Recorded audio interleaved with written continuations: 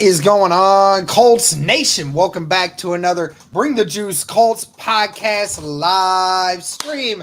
Thank you all so much for tuning in on this wonderful Wednesday evening. Your guys, Thursday, Derek. We're a week away. Thursday, my gosh, I'm losing track of my days, man. I'm losing track of my days. It's Thursday. It's Thursday. That's right. It's a week away from the NFL draft, man. Oh my gosh, time just is moving so slow now. What's up, Cody? How you doing, man? I'm well, man. I'm well. The weather this week has been beautiful, and like you said, week away from the draft. At this point, Derek, next week we will be on a live stream doing draft coverage. So I am very pumped. Crazy, Derek, that this is our 6th year covering the draft, 4th year doing a live stream covering the draft.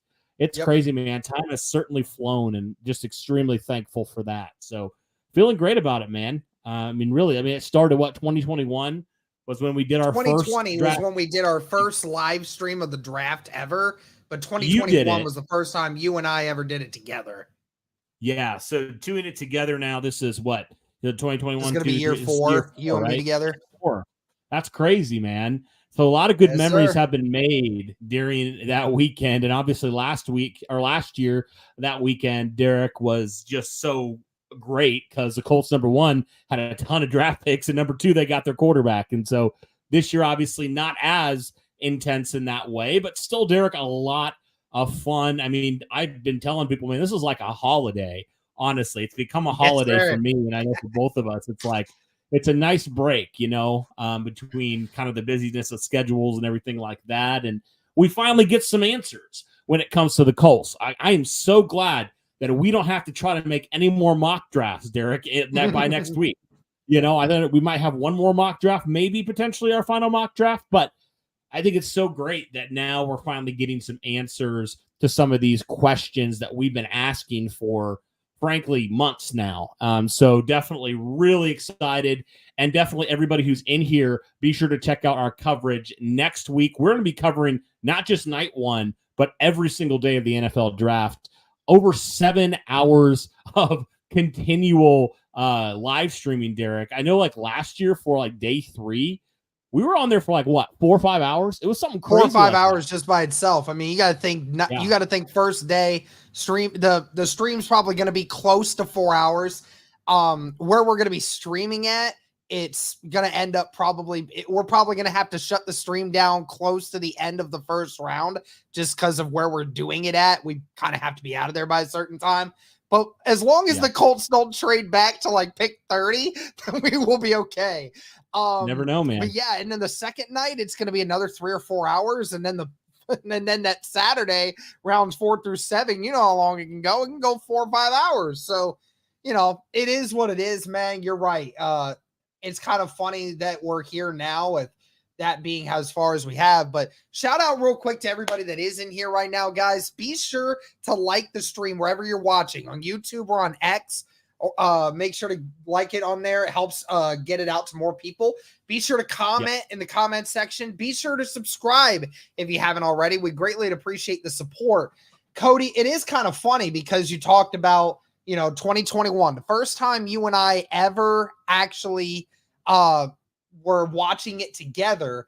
And it's kind of funny because that rookie class is now about this next season going to be in its first free agent cycle. So, wow. I mean, kind of crazy to think about that now, looking at it. So I did kind of want to get your thoughts on this real quick, because we talked about the DeForest Buckner extension a little bit, and I'll talk with you about it here in a moment. Sure. But now that Buckner is extended, do you think that Ballard is going to extend anyone else before we hit next year's free agent cycle? I mean, you look at some of the names, and there's Ryan Kelly, there's EJ Speed, there's Julian Blackmon. Who do you think could get extended before then? I honestly think, if I was choosing anybody, probably Blackmon, Derek, because we have seen, I don't know if you saw the comments post the re-signing the Colts view Blackman as a long-term piece. I mean, they really do. And they hope to get a multi-year deal done with him, right? They want him to be a part of their future.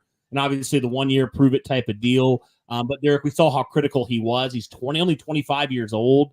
And so he is so critical to what they do back there. And especially because I know it's been well documented how inexperienced that secondary is, especially at safety. I think Julian Blackman could get potentially an extension done sometime before, it comes up next offseason. So if I was choosing one, probably him. Obviously Ryan Kelly, great player. Yeah. Love to have him back. I could see it kind of, obviously I don't think he's going to get paid what DeForest Buckner's going to get paid, but maybe something like that, maybe a 1 to 2 year type of deal, type of contract, because he is getting up there in age. And obviously Ryan Kelly has been, a little bit more injured often than DeForest Buckner has been as well. So maybe there is something where the Colts have an option if they choose to, after in that second year. What's up, Zach? Good to see you. In that second year or whatever, they can terminate that if they deem that necessary. Now, I don't know if that would happen. I don't think that would happen. I mean, typically, we've seen offensive linemen, even especially like centers. We've seen those guys play into their mid 30s, even late 30s at times. So, yeah. I mean, I think Kelly still has a lot of good football ahead of him. It's just, I think that big question is just the concussions for Ryan Kelly. The amount of injuries. Yeah, the injuries, but just the concussions and those head injuries are nothing to mess around with, man. And so I definitely think that is something to consider. Obviously, Ryan Kelly very adamant when he was asked about retirement. That's not happening. So that's great news. Yeah. But again, that is just something to consider long-term health-wise for any player. That's why we've seen different players. Heck, that's why we saw Pat McAfee hang it up a little bit early, was because he was looking out for his long-term health. And so I don't blame him at all. But at least for this season, you have Ryan Kelly, under contract. But we'll see on that, man. We'll see kind of where Ryan Kelly's headspace is. Obviously, Derek, he's been through a lot in his career, going from all the different quarterbacks that he's played with. Obviously, we know the stuff that happened back in 2021, and then just some of the injuries as of recent. So I'm hoping Ryan Kelly plays for the next couple of years, but you just never know. Which, Derek, that's why I think it might be wise, and I'm sure we'll get into this, to consider, maybe looking for a guy that you could say could compete if Ryan Kelly, say, were to hang it up after this season, trying to think a little bit ahead for your future at center. So I don't think that would be a bad idea at all when it comes to that. So, and then EJ Speed, obviously, it was great to see him in an extended role. I could definitely see the Colts wanting to bring him back. I think that would be a top priority next offseason for sure. I don't know if they would necessarily do it this offseason or this season even.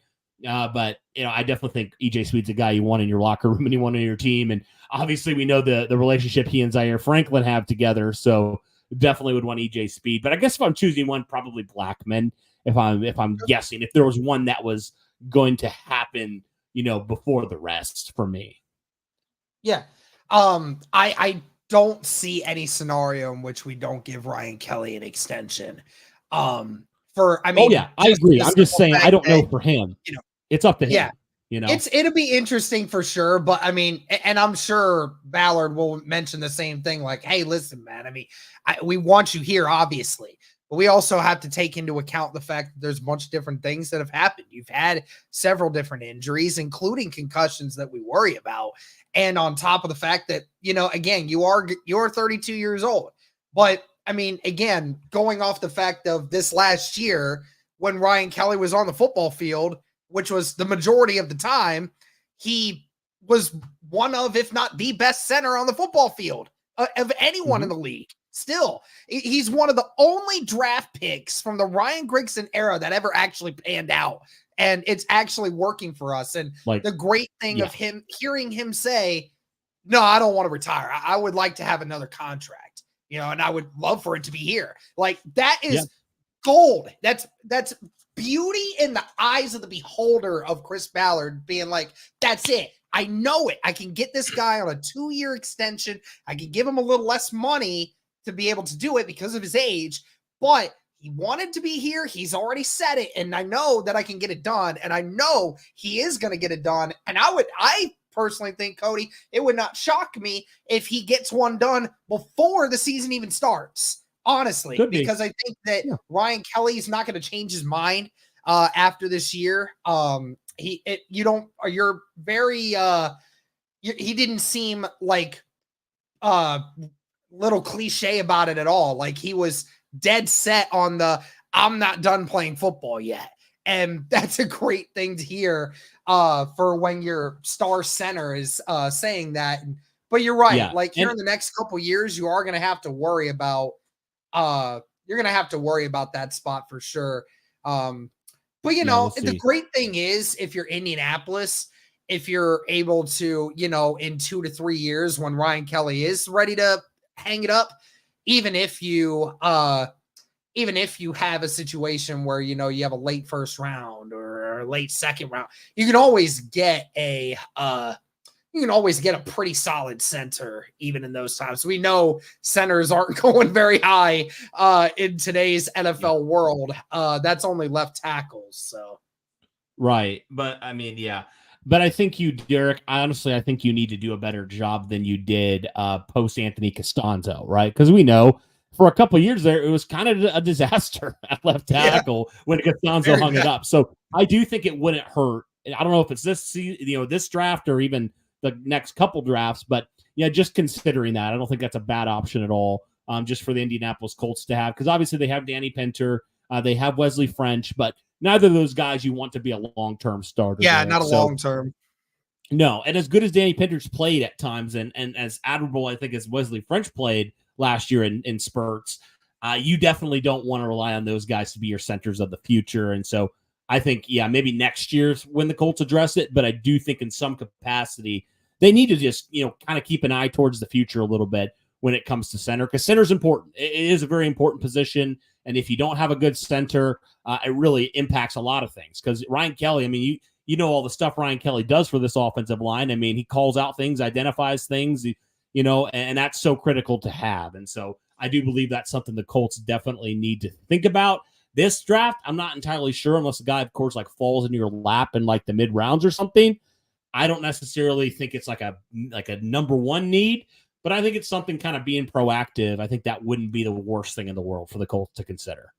Yeah, my only thing is if you're going to do that in the late rounds, then that's a little bit concerning to me, because I don't know if I would want to trust I know it worked out for Bernard Ryman so far, but I'm not in the business of betting on, mid-round centers to try and, win jobs. I would prefer you go and spend that first or second round pick on a guy to do that. And obviously unless he falls, because remember Bernard Ryman, some people said he was like a late first round pick or, early second round pick, and he fell all the way to third round. So if it's a situation like that, it's possible.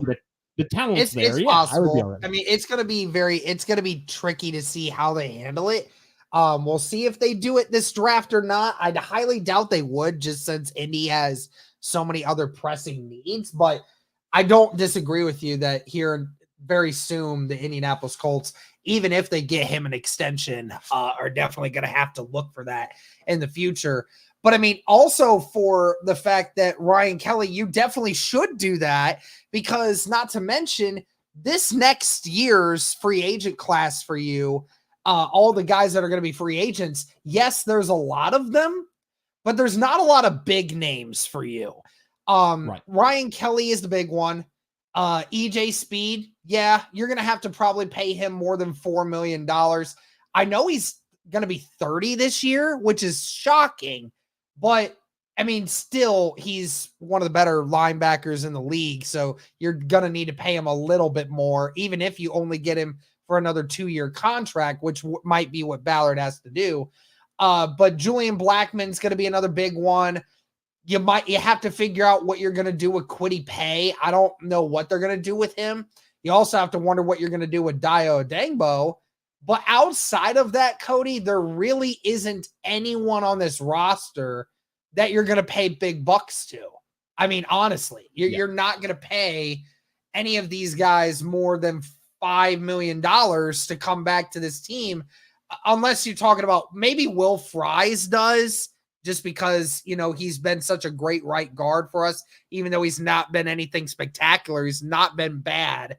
Maybe Dallas Flowers, if he balls out this year, you might have to bring a few other depth pieces back for offensive line and defensive line and whatnot. But like the outside of Kelly, Speed, Blackman, and Pay and a Dangbo, there's really not anyone else here on this free agent class that is going to be like getting big bucks from you. So, I mean, it's a great situation for Indy next year. Yeah, and again, Derek, when you even look at, the class, the draft, the free agent class for this next year, I mean, you really don't have like a Michael Pittman where it's like your number one guy who's in his prime. No doubt you're going to pay him top money, or Jonathan Taylor last year, who obviously you paid a lot of money to, or even, what they did this year with Kenny Moore. Like, you don't have some of those guys, those high profile guys. And again, at this point, you don't. But again, like you said, like there could be some players who maybe elevate themselves to being worthy. I could see a guy like Adayo Adangbo having, 10 plus sacks next year. And then you're like, okay, we need to lock him down long term. He's a good young piece for us.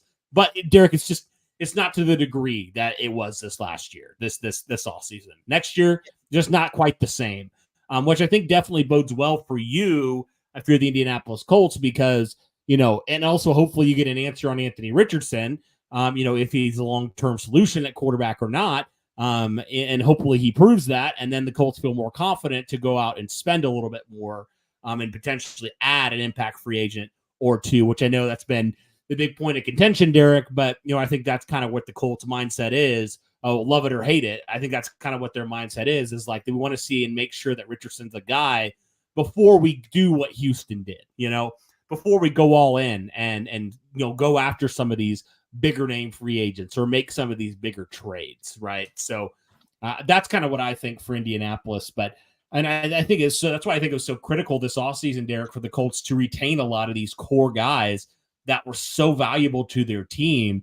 And I know it's not flashy, and a lot of people say, team run it back. Why do you do that? But Derek, you can pretty much point to everybody you brought back and say they make this football team better when they're on the field. I mean, you really can. I mean, every single big name guy that they paid a substantial contract to, they are making this team better. And you would feel the loss if they would allow them to walk in free agency. So as much as it's not fun and it's not exciting, like it's not the big name, again, like you didn't see Houston go out there and re-sign 4-5 key guys. You just didn't see them do that. So it gave them flexibility, Derek, to go and make a splash or two in free agency. Heck, Tennessee the same way. I know we talked about this before, Derek, but look at the 2020 draft. Look at the Colts draft versus every single team in the AFC South. I mean, it's night and day. I mean, every single team in the AFC South completely bombed that 2020 NFL draft, Derek. I mean, look at every single one. I don't think there's one player, and I'm not even exaggerating when I say this, I don't think there's one player from all three of those teams that earned a second contract with their respective teams. I don't believe there is, and if it is, it's not a major contract like a Michael Pittman contract. So what's that mean? Okay, you miss on draft picks. You miss on guys that if they would have hit, you would have to pay them this season if you were any of these football teams. But they missed. And the Colts found some guys. They found Pittman. They found Taylor. They found Julian Blackman. They found 3 guys that have been major contributors to this football team, and they paid them. So I don't know what our core guys are mid. Interesting. Yeah, I assume that he's probably, I mean, you're not talking about Jonathan Taylor. I know that for a fact. Jonathan Taylor, who's a top 5 running back in the league when he's healthy. Michael Pittman, who's a top 15 wide receiver stat-wise. I don't know what you're talking about. Anyways, it's going to be interesting, man. We'll continue to obviously have more discussions on that later. But let's talk about what the DeForest Buckner contract could actually mean for the Indianapolis Colts. So here's the thing, dude. I had this video, obviously, that was uploaded earlier, and I told you that I thought that the Buckner extension, and not only the extension, but what they did with the money, not only insinuates that the Colts are trying to do more in free agency, this could also be a ploy for the Indianapolis Colts to potentially help themselves with trying to get a better draft pick, Cody, earlier in the draft. Because, like I said, if you're trading up from 15 into the top 10 potentially, that player that you're going to take in that top 10 is going to cost you more money than a player you would have gotten at 15, regardless of who it is. At pick 15, you're not spending as much money on that first year than you are with a player that you would select at 8 or 9. So I know that obviously for the grand scheme of things, for that $14 million, obviously that they saved for DeForest Buckner was not all just for that move, but that could cost you another $3 or $4 million for a rookie that you're trying to bring in. And you didn't have that before you made this extension. So, I mean, that's something that definitely could be on the rise. Do you think that's something that could have been done for that reason? Potentially, but I do still think, Derek, the Colts, even though I know it's funny, it's like some reports come out and people make statements and then they backtrack on those statements, or they try to kind of play it and it's like, well, it could happen, but I don't know if it will happen. But I personally think, Derek, you don't just make that move for it to roll over into 2025. I could be wrong on that. But I do believe, Derek, the Colts are waiting to see how this draft pans out. Like, for example, if they don't really find a safety or whenever they're picking that they feel comfortable taking at that time, and they don't get a safety till, say, day 3, I could realistically see the Indianapolis Colts coming back and saying, hey, now we have some flexibility here to go out and sign a Quandre Diggs or go out and sign a Justin Simmons. And really, and again, it's not a long-term solution, but, it is a solution. And so I loved what Kevin Bowen had said on his podcast a couple days ago. The flexibility it gives you, I think, is just great. Like you said, there's a lot of possibilities the Colts could do here with this. They could trade up potentially. I know there's been some smoke around that. We'll see on that. I'm not holding my breath for that. But, Peter Schrager was pretty adamant that he thinks the Colts could be potentially in that, when I guess we'll see on that.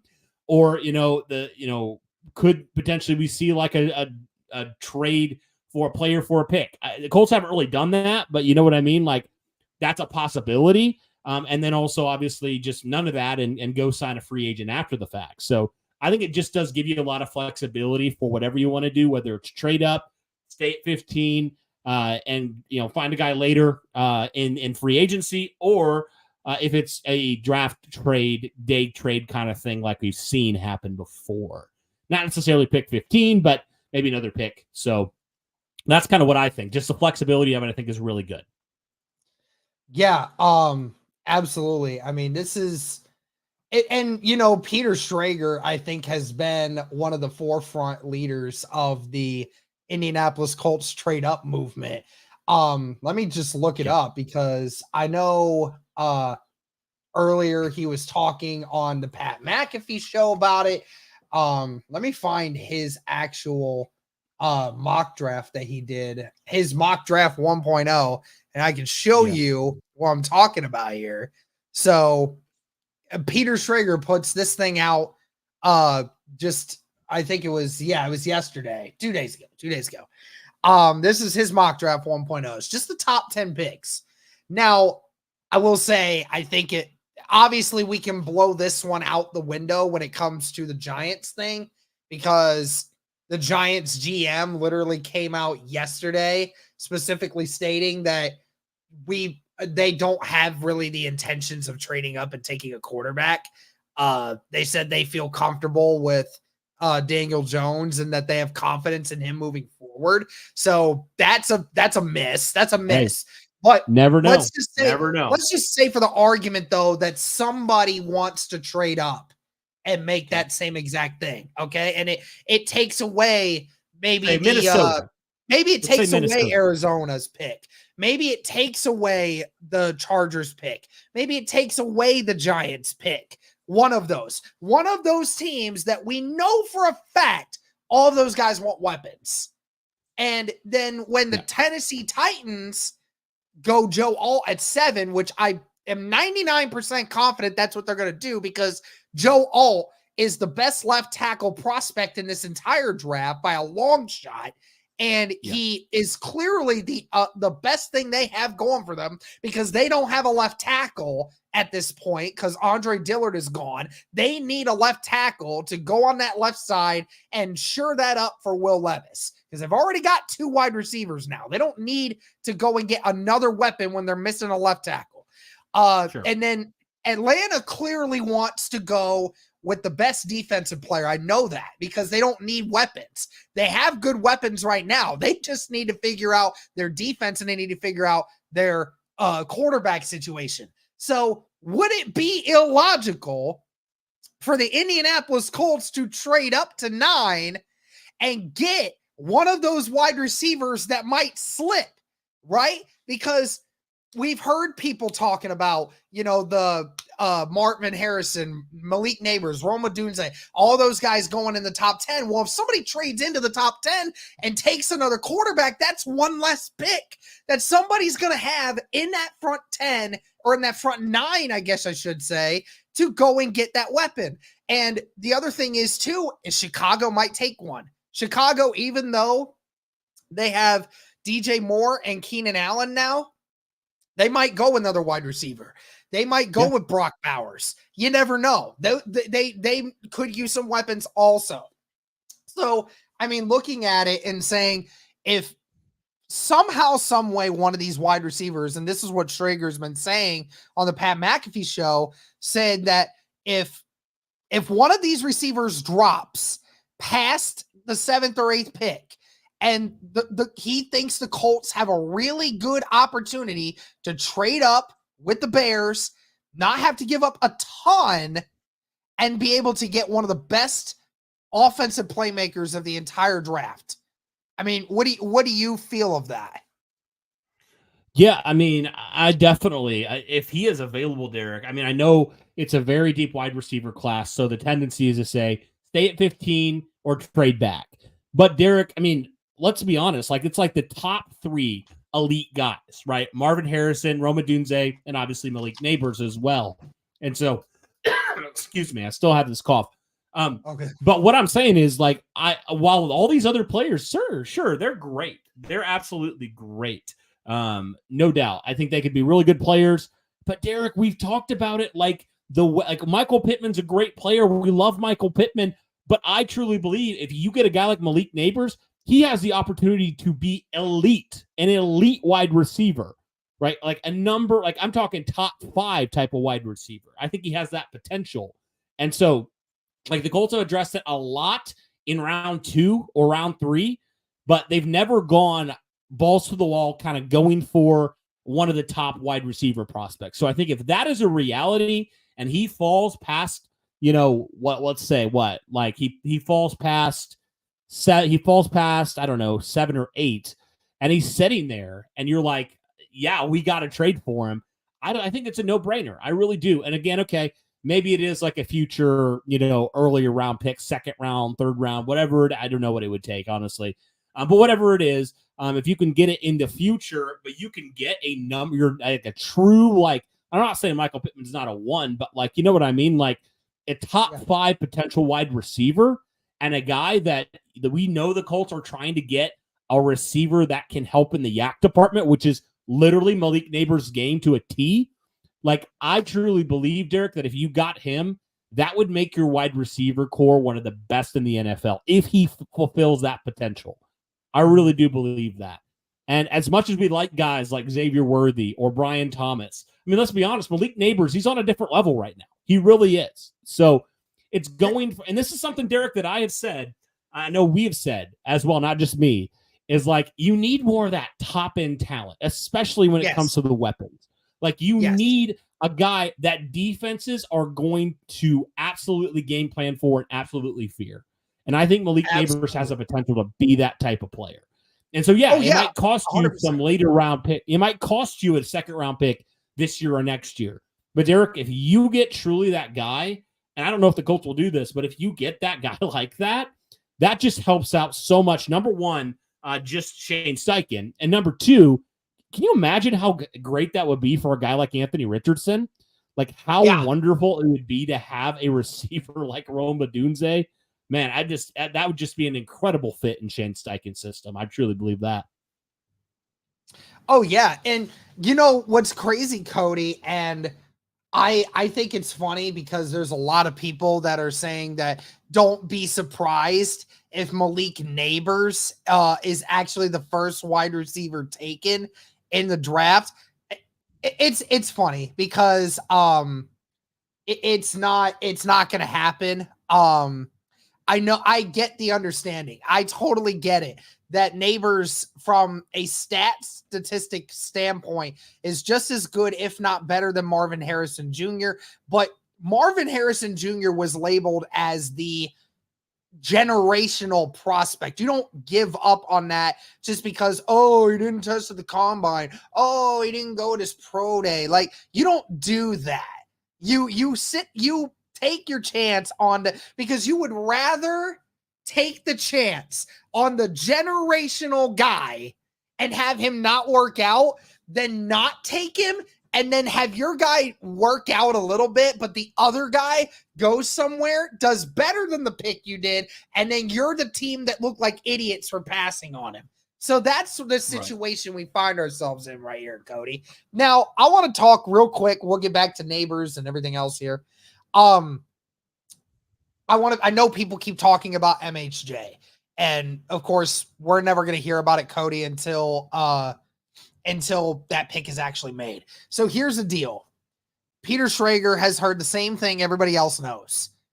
If the Cardinals have their pick at 4 and they don't trade it away, MHJ is their guy. So there is no scenario here in which MHJ does not go 4 unless there's something that happens where, again, a team trades up to number 4 to go and get a quarterback at that spot. That's where he would fall a little bit. Now, he would probably only fall one spot because when the Chargers get their hands on number 5, since they lost all their wide receivers, they're 100% going to take MHJ unless someone trades in there for him. Now, the Indianapolis Colts are not trading to number 4 for MHJ, okay? As much as everyone would want the Indianapolis Colts to trade to number 4 to get MHJ here, it's not happening. I promise you it's not, okay? Leo Vargas with a $5 super chat. Thank you, good sir. Cody and Derek, does Brock Bowers take us to the bowl? I mean, he would certainly help, I would think.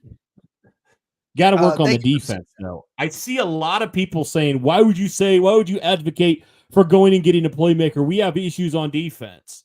I'm not saying don't address the defense. Because we need both. Because we need both. We need both. That's the thing. You can get both. You can add both. We'll talk about that here in a minute, actually. Because you brought up a great point. I'll add to that in a minute. Yeah. Now, the only other way that the Indianapolis Colts can make a trade for MHJ happen is if a team trades up to number 4 to take a quarterback, aka JJ McCarthy, and then at number 5, Indy trades all the way from 15 to 5 to go and do that.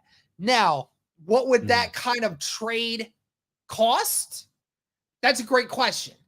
My guess is it's obviously going to take your 15. It's obviously going to take a first rounder next year in order to do that. I'd guarantee it costs you at least your 3rd this year, at least your 2nd next year. I mean, how much am I right in the ballpark there, Cody? I mean, 2 firsts, a future 2nd, and a 3rd this year. I mean, it might take more. Which is why I'd be more of an advocate. If you're going to trade up, trade into 9 or something like that. Yeah, trade to 8 or 9 because then you don't have to. You may potentially have to give up that number 1, future number 1, maybe, but you won't have to take. But it won't hold as much of an effect on the future of the team as that. So, I mean, listen, some people have a differing opinion on whether or not that's worth it or not. I don't think it's worth it. I love MHJ, but I don't think it's worth it to give up your next 2 years of your future for MHJ. I don't think it's worth it. I wish I could say that if we're taking 8 or 9 and we had to give up 1 pick or 2 picks for the future, then that's a different story. Especially since Neighbors is not on a completely different level than Marvin Harrison Jr. I mean, Harrison Jr. is here. Neighbors is right here. He's right below him. And then like I said, Adunze is kind of like right here. And then everyone else is down here. Like that's kind of what it is. I think there's like a, if you were like to put grades on them, like the A tier, it's Harrison, it's Adunze, and I think it's also Neighbors as well. And then it's pretty much everyone else from there. And you can argue and debate. Tier guys that are still left in the first round, like Brian Thomas Jr., Xavier Worthy, Adonai Mitchell, guys like that. And then you just start getting into the nitty gritty stuff here. And you know what? There's a plenty of options in the second round at wide receiver, all guys that could become great wide receivers in this league. 100%. It could be. But you're right, Cody. It's enough is enough for Ballard to, say my job is on the line here soon. Like we have this tiny little window here. Just go and actually get the big talent, instead of just settling for what comes to you. Go get the big one, honestly, even if that means trading up to 8 with the Atlanta Falcons to get that. I mean, just go do it. Go do it. I'm not going to be mad at you. Okay. And so what if the thousands of other Colts fans across the internet are? Who cares about what they feel about you trading up to go and get a potentially great player? And like they said, we've had enough of the mediocrity. Well, you know how you get away from the mediocrity? You bring in the great players. That's how you become not mediocre anymore. So go and get it. Yeah. I mean, I'm honestly, Derek, to the point where I am good with any scenario at this point. If you trade up, if you stay at 15, or if you trade back, I still think you're going to get a good player. But again, like you talked about, a player like Neighbors, I mean, we never thought this would even be a conversation we're having. I mean, that's how good he is. And it may not happen. We all smoke. You never know. But if there's a possibility, absolutely. I have no issue with that at all. I mean, at the end of the day, Derek, picks are nice. If you trade down, you get more picks. That's nice.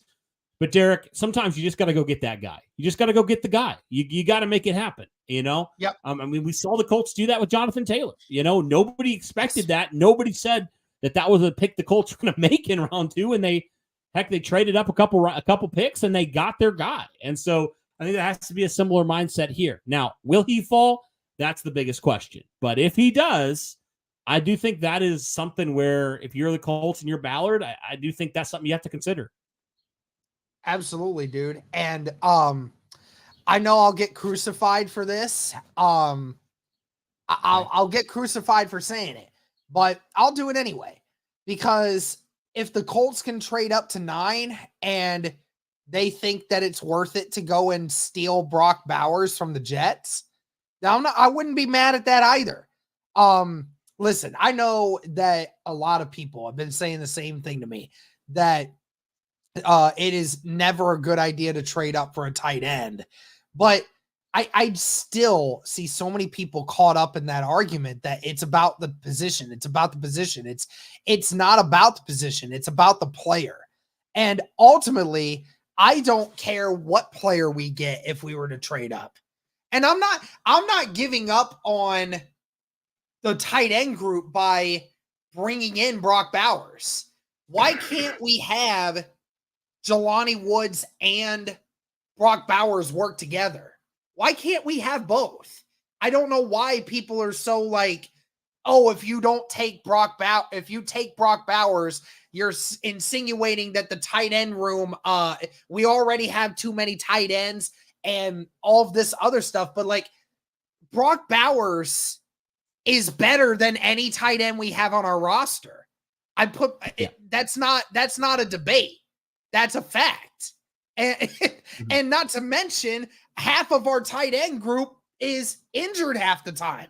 So what's the problem with trying to bring in a guy that we know could run in Shane Steichen's offense perfectly and can play out, not just outside the offensive tackle, but can play lined up on the outside, like play in different formations that Shane Steichen can run. Shane Steichen knows how to use a player like Brock Bowers and his skill set. Him and Jelani Woods on the field together, Cody, him in the red zone with him, Jelani Woods, and Anthony Richardson, that is deadly. You don't know who to cover. You don't know who to cover. Brock Bowers has the speed and the ability to get open, while Jelani Woods, he just go up and moss anybody. Like, you can do so much with that. And I hate being told that, like, oh, that's just not worth it, trading up 6 picks to go and get a tight end in a position that you already have 4 or 5 guys in. Yeah, but that guy is also better than everyone we have on the roster currently, and he would be a perfect addition to a team that knows how to utilize his skill set. Again, I'm not advocating for Brock Bowers at this moment. I've been on the Brock Bowers train the whole time, and I would love for the Indianapolis Colts to get him, but I'm just saying there is an option that Brock Bowers gets taken by 10. And if the Indianapolis Colts have all those wide receivers gone by the time pick 6 gets there or pick 8, then there's no problem, in my opinion, taking a tight end at 9 if you feel that tight end is going to elevate your offense to what you want it to be. That doesn't bother me. Does that bother you? It does. I probably wouldn't trade up for him, though, to be honest with you. Okay. I understand what you're saying about that. But, like, at this point, Derek, I don't know. I just look at the tight end room, and I know there's a lot of questions there. There's not definitive answers. But, Derek, I don't know. I just kind of look at it, and I say, I liked what some of these guys did last year. While there's not the Brock Bowers, there's not the number 1 tight end, I don't think it's nearly as bad as some people are saying. I want to see Jelani Woods in more of a role. I want to see Will Mallory. Heck, we talked about him, Derek. I thought he played well last year. We know Kylan Grantham can do some things as well. So, like, you don't have that number 1 alpha, but I would be okay if you didn't, if he's there, you take him, but I'd be all right with, not taking a tight end, not really addressing it this year in the draft. Obviously, I feel like it's Brock Bowers or bust, though. Like, if you're going to take one, you take Brock Bowers. But I personally think that's the only tight end in this entire draft class that's worth taking a risk on, because he's not just a tight end, he's a wide receiver in a tight end's body. It's a pretty weak class, I've heard. And when we've looked at it, I mean, it just doesn't seem like there's a lot of guys outside of Bowers that you're like, we would even take in the first 2 days, to be honest with you. So, but yeah, I'm as long as the Colts get a weapon and they address their secondary in some capacity, I feel pretty good about that. No, I really do. So, like I said, I would not be mad if they traded up and got, a weapon of some sort. I wouldn't be mad if they stayed put and drafted a corner or even a wide receiver. I wouldn't be upset if they traded back and took, one of those positions either. I'm honestly okay with that. I just think you clearly need to get some young talent in a couple of these positions. And obviously, we talked about, we have an opinion of, like, I'd like to go, if you're going to get a guy, go get a guy can be a number 1, like a top 5 guy, if you're going to go address it. But again, this wide receiver class, we've talked about it. Both this wide receiver class and this corner class, Derek, they're extremely deep. So I think there is a scenario, Derek, if, say, you were to trade up and get your guy in Neighbors at 9, if you were able to keep that second-round pick somehow, or keep a lot of your picks this year and give up some future picks and still address corner in some capacity, I do believe, Derek, that could be a really good thing for you. I do. I mean, what players specifically would you trade up for? Like, name all of them that you would actually trade up from 15. Doesn't matter where in that first round, but you would trade up to actually go get. Okay, so realistically, with how much you'd have to give up, so let's just say 9. Okay, let's just for the sake of argument, let's say 9. guys that I think could be there but may not be there, I would say obviously Neighbors. I would probably trade up as well for Dallas Turner, no question. I mean, best pass rusher in this class. I wouldn't be upset at that. Those are probably honestly the two that I would trade up for, if I'm being real with you. Noah Dunze. I just don't think he's the type of receiver you're looking for. You know, like he's not really that yards after catch guy that I think the Colts are looking for. So I don't think I know he's not a I know he doesn't have the prototypical speed that most people are looking for, and he doesn't quite have that ability to be able to get away from guys. But I mean, my thing is, like, he reminds me of Reggie Wayne, where Wayne was never one of those guys. But Wayne, every time he threw the ball to him, he caught it. That was it. He was Mr. Reliable. That was it. And I know that you don't really have much. We don't have much of a guy outside of a Josh Downs that's a yard after catch guy for sure. But Adunze is still an athlete, though. I mean, 6'2", 210, and has a 9.92 RAS score. And I think what makes me think that Ballard would seriously consider Rome is what I saw at the combine afterwards. After the combine was over, we saw the video of Rome still on the field, still trying to work on that 3-cone drill because he didn't quite get to the number that he wanted, and he was kicking himself for it. He was still trying to do it an hour after the combine had already been done. So I look at that and I say to myself, that is a dude that's willing to put the work in. And we know that is what is like. No way you're about to say that to me. For real? Are you serious? Reggie Wayne is not more like Neighbors than Adunze. Marvin Harrison was more like Neighbors than Adunze. That is 100% false. Marvin Harrison, it was like Neighbors, and Reggie Wayne was like Adunze. Honestly. Now, I challenge you to find a play on tape where Odunze breaks one tackle. I get it. He doesn't play with like that elite strength. I totally understand that. But I'm just saying, like, it's one of those where you can go ahead and work on that. But again, it's not about breaking tackles. It's about catching the football.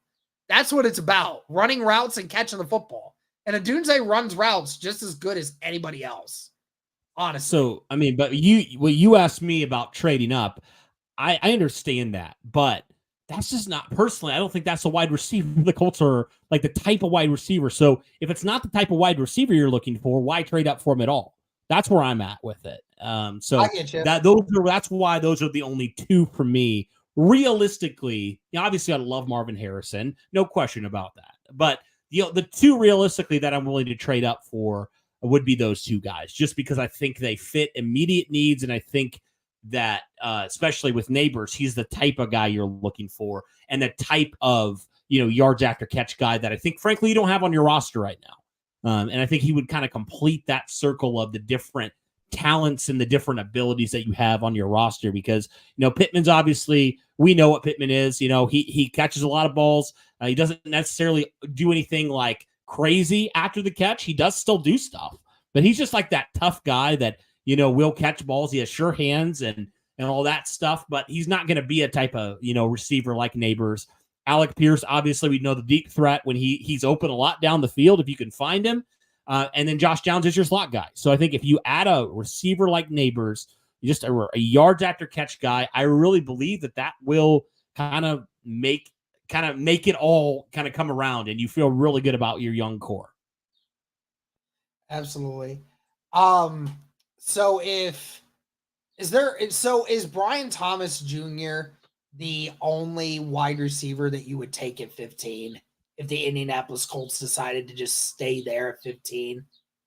Probably. I mean, I don't really see Presuming anybody that like Odunze, Neighbors, and MHJ are all gone by then.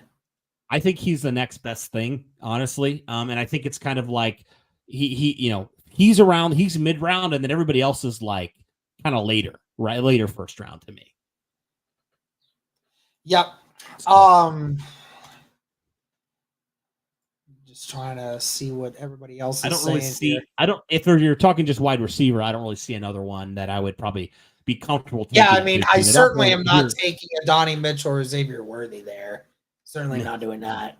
Probably would take them late first if we traded back. Yeah. What do you think the chances are of us trading back now, though? Because we had that conversation a few weeks ago, and I felt like you and I kind of both said that we thought that was a realistic option that the Indianapolis Colts would do.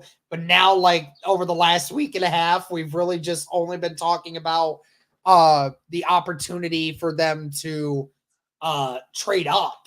I mean, do you think there's a good chance that you think there's a good chance that, you know, they end up trading back, or do you think they just stay at 15? See, like this is one where I truly can't get a gauge on what they're going to do. I feel like it's been kind of all over the place. People say they're going to stay at 15 and they're going to pick Terry and Arnold. They're going to stay. They're going to trade back and they're going to get a Xavier Worthy, or they're going to trade up and get a guy like, you know, Malik Neighbors. We've heard it all over, Derek. So I honestly, like, I feel like we've gotten a sense in the past, but I just don't honestly know. Like, we've heard every single rumbling in all the different directions. So, like, yeah, no, we're not getting a gauge on this. So we can't. No, I mean, we're not. It was like last year, you and I were 90% sure that going into the first round that the Indianapolis Colts were taking a quarterback. And we kind of had and we were 50-50 on who we thought that was actually going to be. But now we're kind of in a spot right now where we don't know anything. We're like 33 on whether or not the Indianapolis Colts are going to trade up or stay where they're at or trade back. And then we're like 10 on like who the Indianapolis Colts might actually select with those spots. So there's just so much more to this than what it was last year, and I hate the uncertainty. Yeah. Oh, me too. But it does honestly make it a lot more fun, the unpredictability. So like they could go like, I think honestly they could go like 3 different positions. They really could. Like I could see pass rusher, I could see like a corner or wide receiver. Or they could go 4. Tight end, I could see Brock Bowers. Like 4 different positions. That's a lot. That's very broad. We don't know. So I think that makes it exciting, but also kind of a little bit like nerve-wracking because you're just like, I just want to know already. I'm tired of speculating. I'm tired of guessing what the Colts are going to do. I'm just ready, man. And like we said, I'm ready for us to just make the selection and just, you know, whoever we get, cool. I'm ready to cheer them on, you know? It's kind of that point. Yeah. Yeah. Larry, I feel you, man. I've been under the weather myself with it feels like it's just this time of year, man. There's just so much going on with sickness, and so hopefully you're on the mend, man. Yeah, it's been a rough off season because you're right. Yeah. Like we've kind of been looking at it from you're right. Like we spent the first part of last off season just mainly looking at the coaching search, and then we talk about, you know, just the quarterback, and then everything else was just secondary, and we just really didn't care that much. But like now it's kind of like we don't know what to do at this point. We're kind of just waiting for it, and then whoever we get, regardless who it is, we're kind of just excited that it's happening, and then we can get a better gauge on what the Colts are going to do. Once we find out what it's going to be the first round, then I feel like I'm extremely more confident in what Indianapolis is going to do in those later rounds as we go along. But I don't know what this is going to be. So Derek, it's going to be, I don't know if you saw the email today, but we're going to have an opportunity. So guys, just to let you know ahead of time, we're going to have an opportunity to talk to a few rookies, to talk to an executive, and stuff like that. So definitely excited for that process as well coming up. Again. Yeah, that was cool a couple years ago. Was that that was like 2 years ago? Yeah, it was like 2 years ago, I think. We didn't talk to him last year, I don't think. Not last year. No, I don't think so. Yeah. So, excited for that. I feel like there's a lot going on, Derek, and really looking forward to that. Again, guys, for the 700 people plus in here, be sure, go to our stream right now. We have a stream set up for the first night of the NFL draft. Turn on the notification bell so that you know when we go live, because we're going to be streaming all weekend the NFL draft. And so we want you guys to join along with us in that, because it's going to be a fun journey, and you'll see our reactions. And Derek, that's kind of like, for me, that's when I put my head down. We just like go balls to the wall when it comes to the content. Like, it's like we got the we got obviously the live stream, we have the reactions, we have the press conferences. And by the way, I'm going to be reacting to Chris Ballard's pre-draft presser tomorrow. It's at noon, but I'm going to be streaming at 1 because I can't get there till 1. So be sure to check that out. You said for the draft, for that first day, you're bringing your laptop, your microphone, and your camera, right?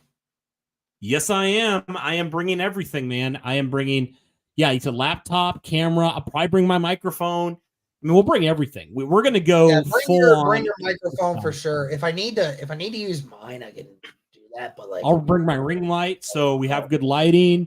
I'll bring the whole setup, man. I'm good with that. And it's going to be a great weekend, man. It's really, like I said, it's honestly, Derek, one of my favorite weekends of the entire year. Like, I seriously really like I feel like this entire year, one of the things I've looked forward to the most has been this. Like, it literally is like Christmas for me. And I know for you as well, it's like Christmas Day. And we're so pumped for that. And the content's going to be coming out a lot, guys, in that time. So obviously we appreciate everybody's support on that.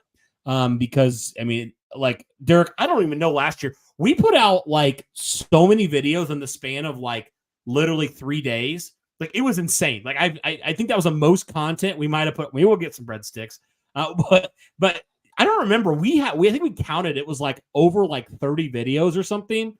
30 pieces of content that we put out. It probably was more than that. That was 2021, right? No, I'm talking last year. Oh, last year. Okay. I just remember 2021, the amount of videos we did was so like tiring. Just cause, but I mean, we had so many last year because of the fact that we had 12 draft picks. So the most, I remember the most ever. But I remember I passed out in 2021 on your couch when the Colts took Sam Ellinger and you had to do a video. I always remember that. You passed out on the couch. Yeah, and I had to do one. What? Yeah.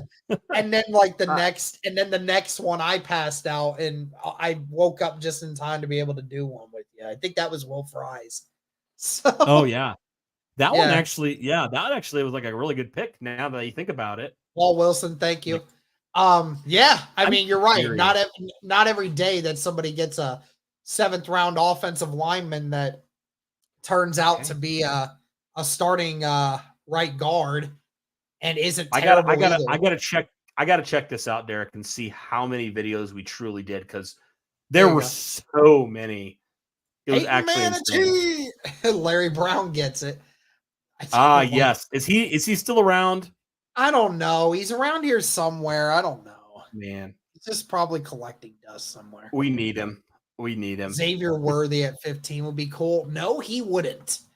Not there. Xavier Worthy at 15 would not be smart. It would not. Okay, so I'm just going to count here, Derek, how much stuff we had, because I'm just genuinely curious. So obviously we had the 3 days of content that came out, like the 3 streams that we did. Let's see. We had, oh man, gosh, I'm just like, all these are out of order, and that definitely bothers me a lot. But anyway, so we had the 3 streams last year, which definitely was awesome.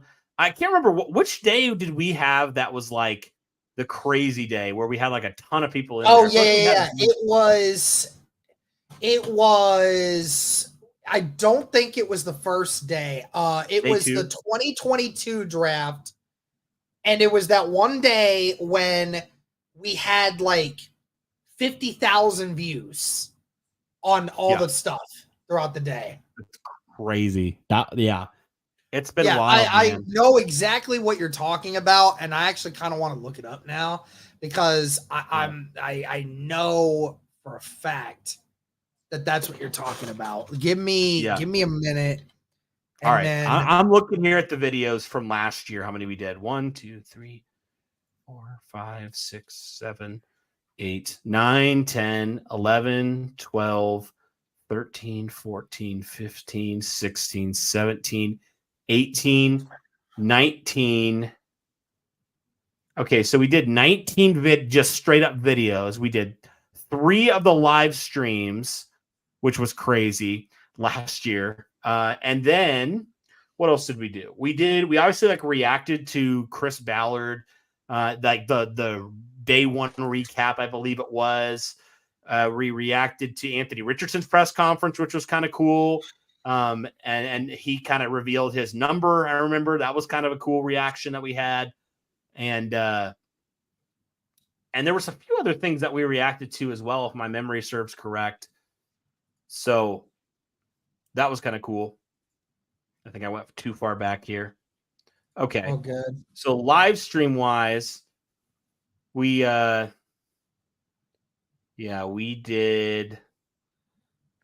We reacted now. to. Take a screenshot. Says K Wick.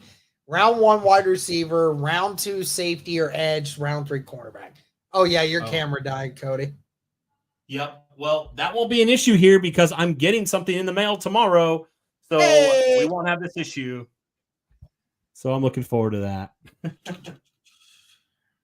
Yeah, like it literally lasts like an hour, and then it dies. And you know what kind of stinks, Cody, is that next week the Pacers are going to start playing the Bucks in Sunday. The playoffs. Sunday, right? Yeah, starting Sunday. So we're not only going to have Colts content, but we're going to have to do Pacers content on top of it. Because, yeah. That's going to be wild, man. Oh, my gosh.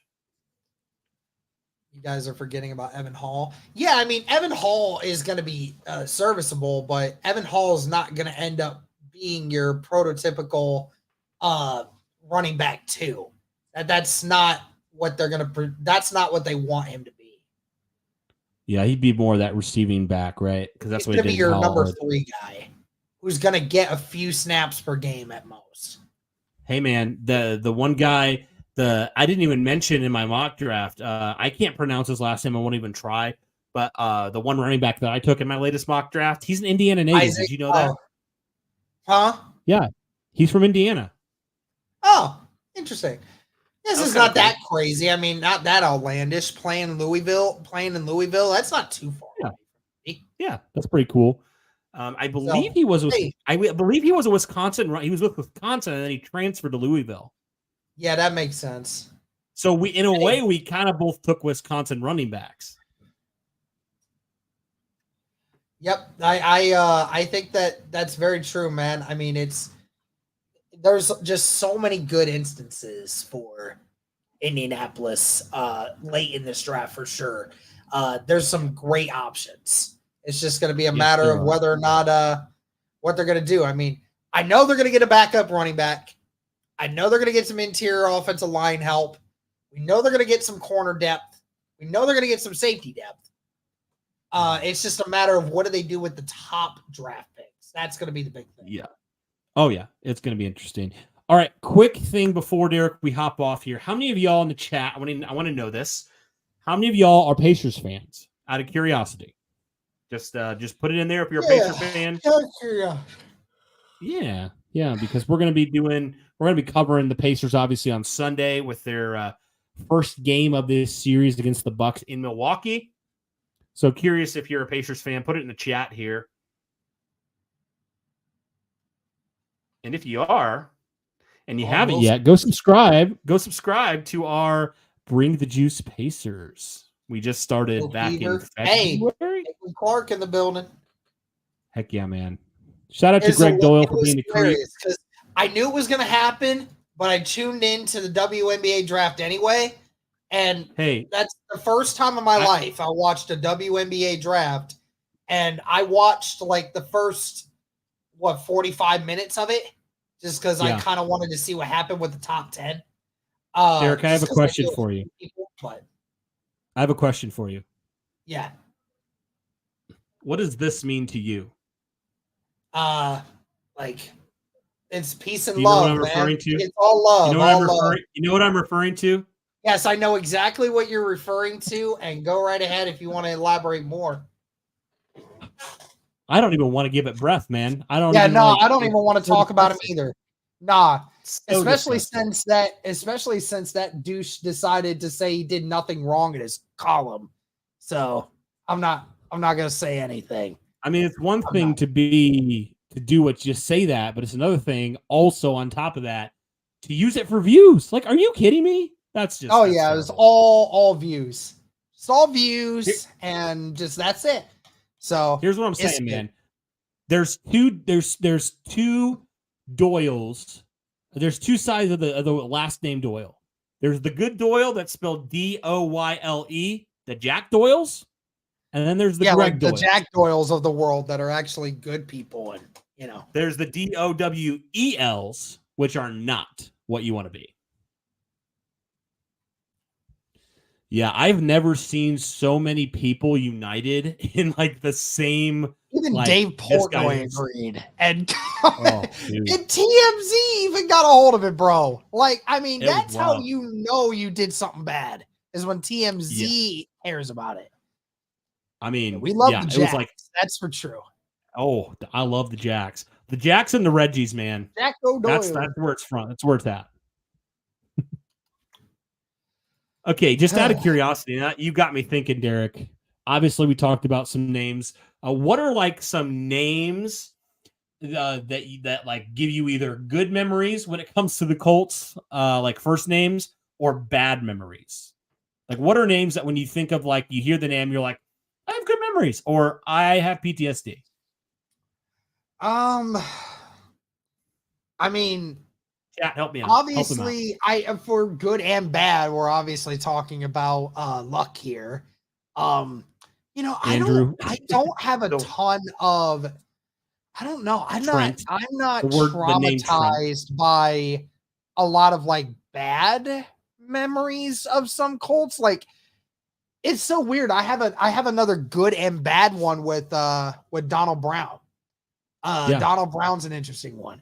Obviously, I remember a bunch of underrated crap once, but I'll stand on this. Donald Brown is underrated. Dude, the one good memory I have with that dude is the one game I went to when the year that Peyton Manning sat out because he had to have neck surgery. Titans game? Yeah, the Titans game. The last game of the year. We won it. And it was mainly off of the back of Donald Brown. And, or was it? No, I remember it was the Houston game they won, and Houston missed the playoffs because the Colts beat them. I remember that. That was awesome. Yeah. So, we won that game against Tennessee, and it was off the back of Donald Brown. I remember that.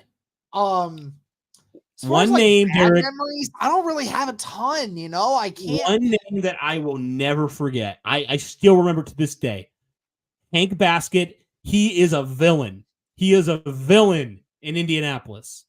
Can't catch an onside kick. I still, it's like in my brain. I always remember that name. And I always hated the number 81 for the Colts. Derek, I know Mo Alley Cox, people have different opinions on. I don't think there has been a number 81 that has worked out for the Indianapolis Colts. I don't think there is one. Like, I think that number's cursed. I really do. I think that number's cursed. You talk about 81? 81. Yeah. Who has been like somebody that has actually been a major contributor to this team in the past 10 to 15, 20 years that's worn the number 81? Yeah, I don't know. I mean, Hank Baskett, Andre Johnson. It's just bad, man. It's been bad luck. And, and Mo Alley Cox peaked that year with Andrew Luck when he just absolutely mossed that Raiders defender for that one catch. That was So the screw us. highlight of that guy's career, and it's never gotten any higher than that.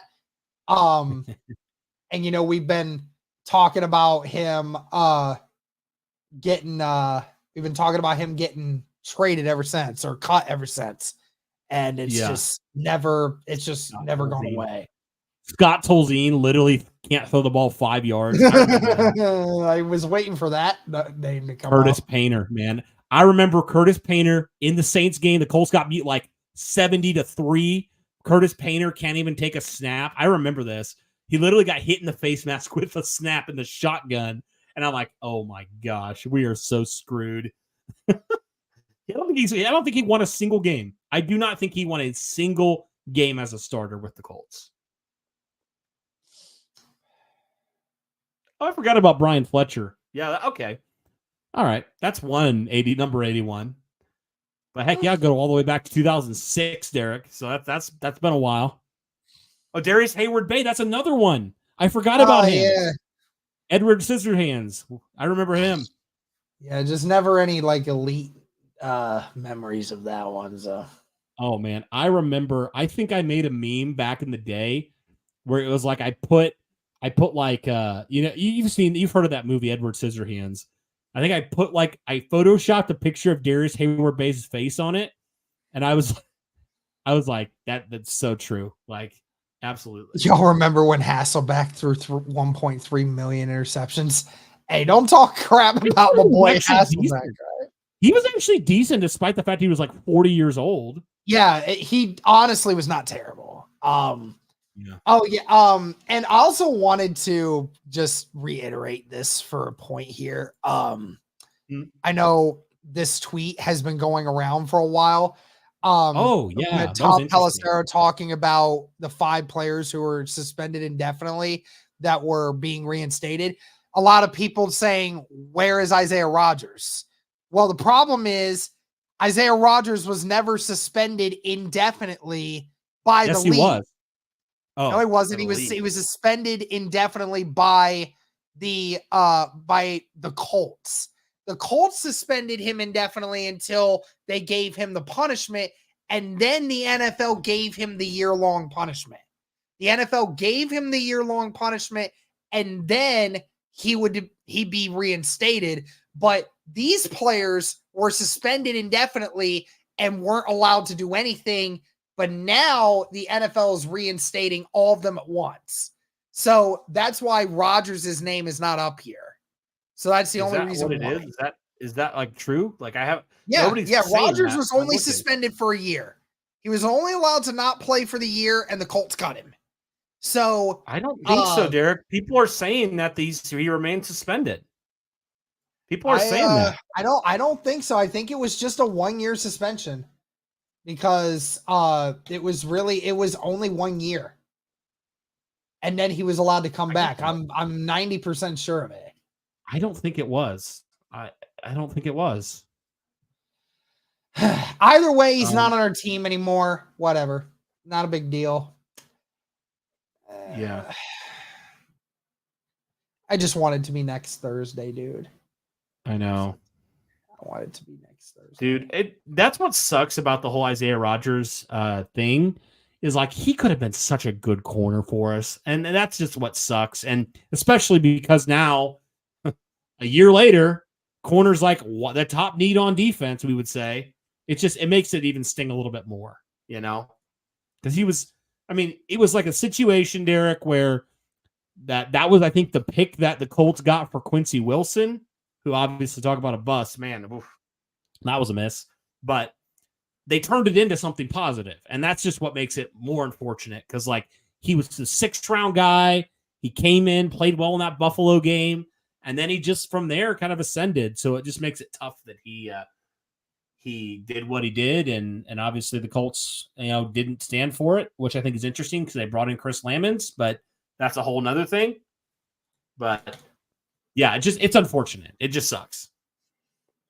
Yeah, tell me about it. So we'll see if he plays. I honestly don't know. I don't honestly know.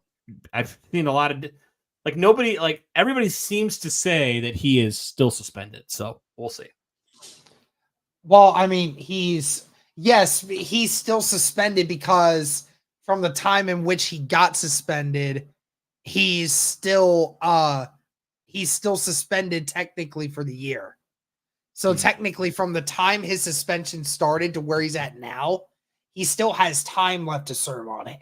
Now, by the time the season starts, he'll be allowed to return.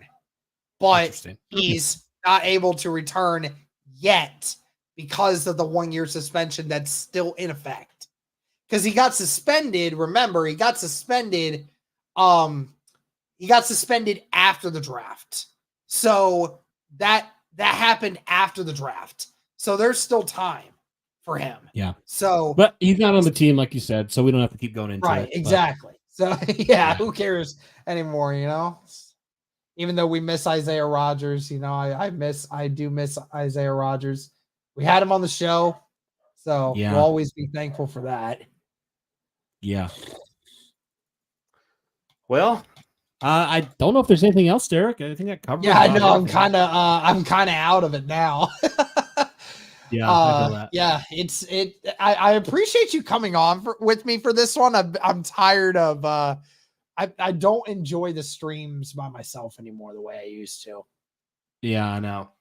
It's nice to have somebody to bounce thoughts off of. Yes, sure. Absolutely. And I've been trying with so many other people to try to get them on, and everyone's got lives apparently besides me. I don't know. I just I feel like we used to have a lot more people on, but just nobody really comes on anymore. So it is what it is. Yeah, it is what it is. So. Oh well. Cool. All right. Well, yeah, that'll end this stream, guys. Oh yeah. So this shirt, this is really funny, dude, because earlier this morning I went to some place to go eat, and I was wearing this shirt, and as I'm walking out, this random construction worker, that was in there getting food. As I'm walking out, he saw my shirt and he's like, Is that Michael Pittman and Anthony Richardson? I turned around and showed him. It's like, yeah, it is. I was like, yeah, my girlfriend made it. He's like, oh yeah, that's really cool, dude. I was like, that was hilarious. I did not know that I would have my, I didn't know that my shirt would get recognized today, but the dude recognized it. So that was a really funny moment. We're going to be giving one of those away at some point, I know. So yeah, absolutely. Yep. We will be giving them away at some point. So y'all be sure you're subscribed. So when we do give that away, that you're in the loop and you don't have to do it then. So, I mean, who doesn't want this shirt? I mean, honestly, who doesn't want this shirt? It's such a fire shirt. Okay. Especially since we now know Michael Pittman's going to be here for the next 3 years. So. I know. I got to get her to make me one, man. I got to get Zoe to make me one. Yeah. That'd be awesome. I would wear that thing all the time. Absolutely.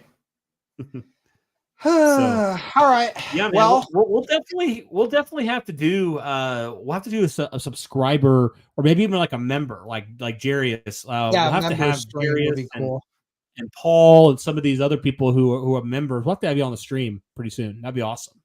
Would love that. All righty. Well, that's going to do it for this one, guys. Thank you again so much for everyone who tuned in.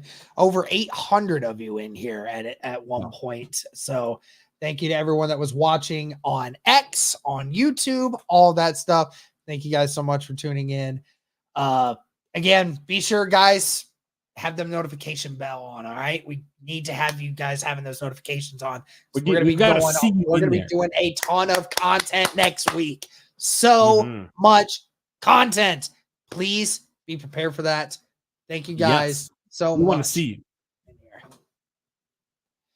All right. Well, that's going to do it for this one, guys. Thank you again so much for tuning in. Hope you all have a great night. As always, guys, go Colts.